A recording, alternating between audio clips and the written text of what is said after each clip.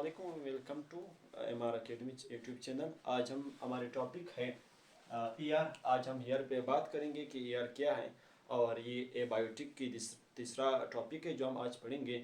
और इसके बाद इंशाल्लाह लाइट होगा, और लाइट के बाद हमारी ये टॉपिक कंप्लीट हो जाएगा।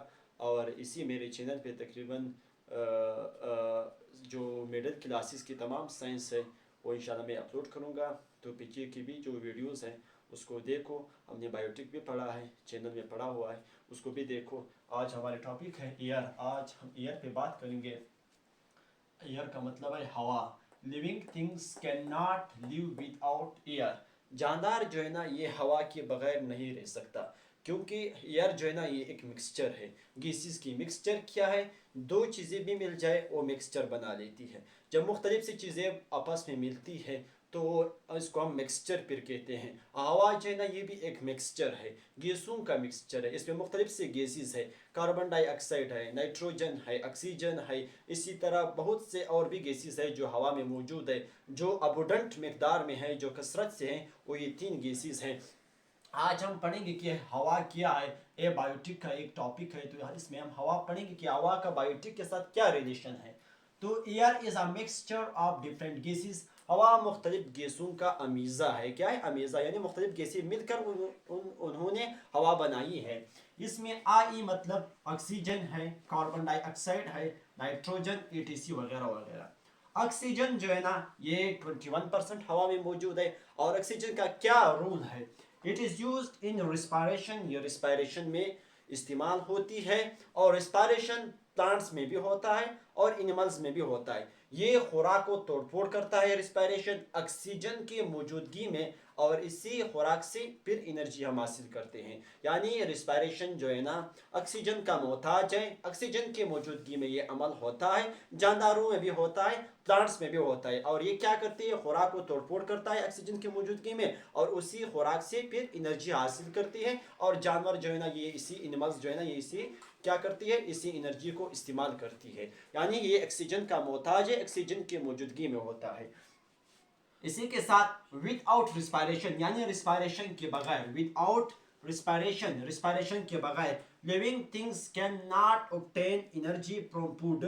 जानदार जो है ना ये खुराक से एनर्जी हासिल नहीं करेगा। जानवर जो है ना लिविंग थिंग्स जानदार कैन नॉट ऑब्टेन, वो खुराक से हासिल नहीं करेगा एनर्जी फ्रॉम फूड, यानी वो खुराक से एनर्जी को हासिल नहीं करेगा। अगर रिस्पायरेशन नहीं है तो जानवर जो है ना जानदार जो है ना वो खुराक से एनर्जी हासिल नहीं करेगा।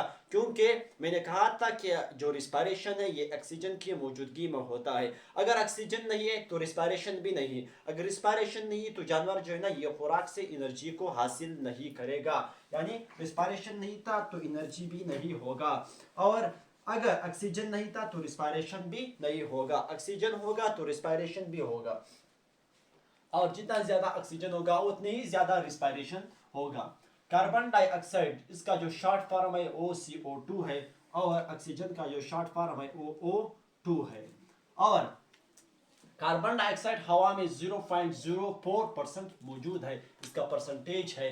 और CO2 is used in the process of photosynthesis. CO2 carbon dioxide photosynthesis के अमल में इस्तेमाल होता है। फोटोसिंथेसिस जो है ना ये वो अमल है जो लाइट कार्बन डाइऑक्साइड, वाटर और क्लोरोफिल की मौजूदगी में पौधों में होता है और खुराक बना लेती है। इसी प्रोसेस को हम फोटोसिंथेसिस कहते हैं। और आज हमारी जो हमने इसमें भी एक वीडियो बनाई है, हमारी चैनल पे मौजूद है, तो जाकर इसको वहाँ पे सर्च कर दो और देखो, वहाँ पे डिटेल मैंने फोटोसिंथेसिस भी पढ़ाई है।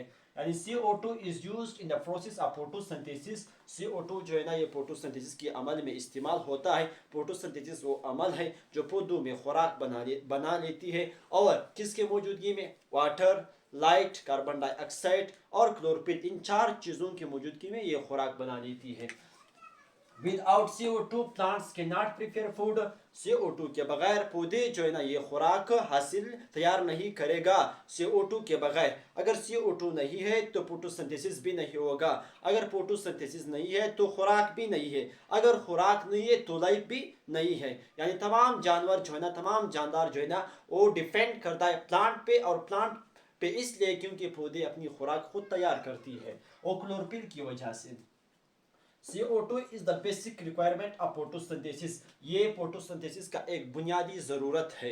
CO2 जो है ना, ये फोटोसिंथेसिस के लिए बहुत अहम है, बुनियादी ज़रूरत है। अगर CO2 नहीं था तो फोटोसिंथेसिस भी नहीं होगा। ऑक्सीजन जो है ना, ये रिस्पायरेशन के लिए बहुत ज़रूरी है, बेसिक रिक्वायरमेंट है। और CO2 जो है ना, ये फोटोसिंथेसिस के लिए बेसिक रिक्वायरमेंट है।